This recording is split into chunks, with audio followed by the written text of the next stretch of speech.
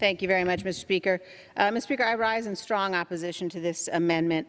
Our forces remain in Afghanistan in order to prevent terrorists from establishing safe havens from which they can launch attacks against the United States.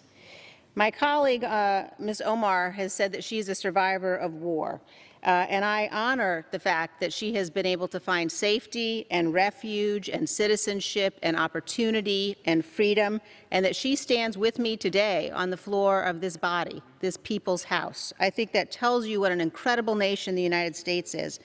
But I also think that as someone who has described herself as a survivor of war, she would recognize more fully the damage and the devastation that was done to the United States of America on September 11th, when we were attacked by terrorists who trained and plotted and launched from bases in Afghanistan. Decisions about troop levels in Afghanistan must be based on conditions on the ground. Wars don't end because the United States retreats. What that means is that we have ceded the ground to our adversaries. And wars don't end because some number of years have passed. We have to decide whether we want to fight the terrorists, al-Qaeda, ISIS, the Taliban, in Afghanistan, or whether we have to fight them here. Pretending the Taliban is a partner for peace, especially in the wake, Mr. Speaker, of reports that Russia is paying the Taliban to kill United States troops, is indefensible, whether you are a Democrat or a Republican.